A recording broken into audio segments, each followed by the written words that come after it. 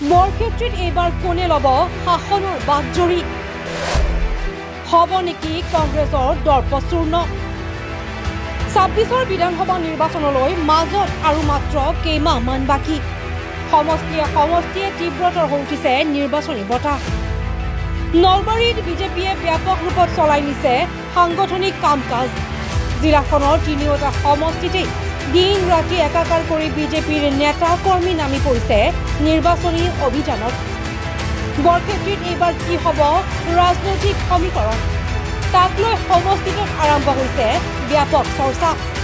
কংগ্ৰেছৰ দখলত থকা বৰক্ষেত্ৰী সমষ্টি আজৰি আনিবলৈ বিজেপি দলে কঁকালত বান্ধিছে টাঙনি সমষ্টিটোত কংগ্ৰেছক বেকফুটত ৰাখি বিজেপিয়ে অহৰ্নিশে চলাই নিছে কাম কাজ দলীয় কৰ্মীৰে প্ৰাক্তন বিধায়ক নাৰায়ণ ডেকাই কৰিছে সঘন বৈঠক প্ৰস্তুত কৰিছে ৰণনীতি সমষ্টি পুনৰ নিৰ্ধাৰণৰ পিছত সমষ্টিটোত নতুনকৈ অন্তৰ্ভুক্ত হোৱা গাঁওসমূহত বিজেপিয়ে ফুটিছে খোপনি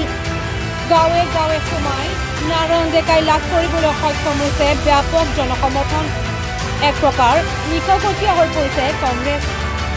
ইতিমধ্যে সমষ্টিটোৰ কেইবাজনো দিগ্গজ নেতাই কংগ্ৰেছ এৰি যোগদান কৰিছে বিজেপিত তাৰোপৰি সমষ্টিটোত বিৰোধী নেতা হিচাপে থাকিও নাৰায়ণ ডেকাই এজন বিধায়কৰ দায়িত্ব পালন কৰি বিগত ৫ বছৰে থিয় দি আহিছে ৰাইজৰ কাষত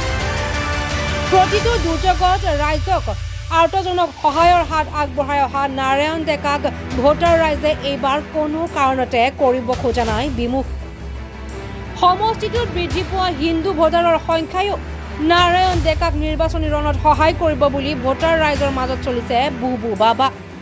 মুঠতে এইবাৰ কংগ্ৰেছৰ পৰা বৰক্ষেত্ৰী আজৰি আনিবলৈ নাৰায়ণ ডেকা বাহিনী হৈ পৰিছে সম্পূৰ্ণ সষ্টম কংগ্ৰেছৰ দৰ্পচূৰ্ণ কৰিবলৈ বিজেপি হৈ পৰিছে বদ্ধ পৰিকৰ ব্যুৰো ৰিপৰ্ট অসম ব্ৰডকাষ্ট 24